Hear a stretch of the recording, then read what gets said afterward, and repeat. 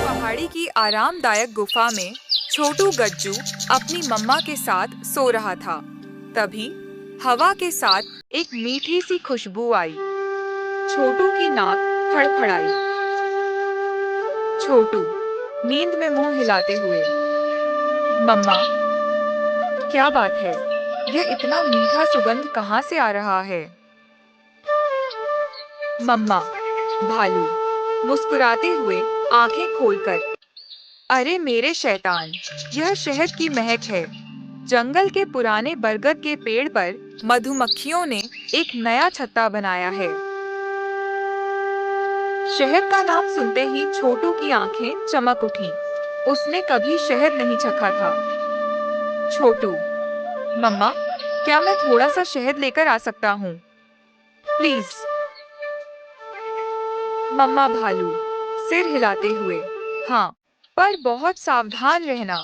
मधुमक्खियाँ नाराज ना हो। ठीक है, जाओ, लेकिन रास्ता याद रखना। छोटू खुशी से उछल पड़ा और गुफा से बाहर दौड़ लगा दी। बहुत हरा भरा और रंगीन था। छोटू दौड़ता हुआ एक नदी के पास पहुंचा। वह रुक गया। उसे याद नहीं था कि आगे किधर जाना है। तभी एक चिड़िया छी छी करती हुई एक पेड़ की डाल पर बैठी। चिड़िया रानी, छोटू भालू, इतनी जल्दी कहाँ भागे जा रहे हो? छोटू ऊपर देखते हुए, ओह नमस्ते चिड़िया रानी, मैं बरगद के पेड़ पर शहद लेने जा रहा हूँ, पर मैं रास्ता भूल गया।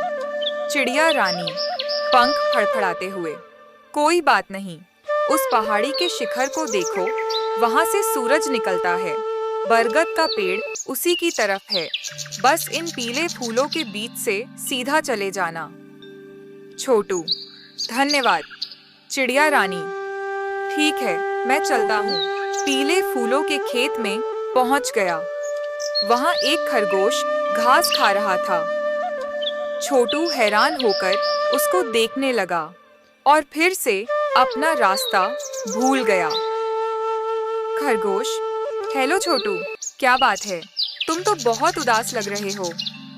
छोटू, हाँ खरगोश भाई, मैं बरगद के पेड़ का रास्ता भूल गया हूँ।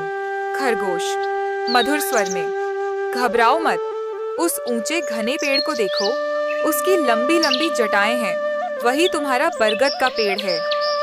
चलो, मैं तुम्हें वहां तक छोड़ देता हूँ। खरगोश उसे रास्ता दिखाते हुए आगे आगे बढ़ने लगा और छोटू उसके पीछे पीछे भागने लगा। आखिरकार छोटू बरगद के पेड़ के पास पहुंचा। पेड़ की एक मोटी डाल पर एक बहुत बड़ा छत्ता था, जहां से भिन्न भिन्न की आवाज आ रही थी और मधुमक्खियां तेजी से आ जा रही थी। छोटू, वाह, यही है शहद का घर। लेकिन इतनी सारी मधुमक्खियां। मम्मा ने कहा था नाराज न करने के लिए। तभी छोटू को मम्मा की बात याद आई। उसने धीरे से और विनम्रता से पेड़ के नीचे खड़े होकर कहा, छोटू, नमस्ते मेहनती मधुमक्खी बहनों, क्या मैं आपका थोड़ा सा स्वादिष्ट शहद चख सकता हूँ? मधुमक्खी रानी गुनगुनाते हुए, जरूर छोटू, तुमने हमारा छत्ता नहीं तोड़ा और हमसे पूछा। ये लो हमारा उपहार। आवाज मीठी और खुशियों भरी। कुछ मधुमक्खियाँ एक बड़े पत्ते पर थोड़ा सा सुनहरा शहद लेकर आईं। छोटू ने खुशी खुशी उसे चखा। छोटू आंखें बंद करके, वाह, ये तो दुनिया की सबसे मीठी चीज है। शुक्रिया। शहद का स्वाद लेकर और मधुमक्खियों को धन्यवाद देकर छोटू वापस अपनी गुफा की ओर दौड़ा। मम्मा भालू दरवाजे पर उसका इंतजार कर रही थी।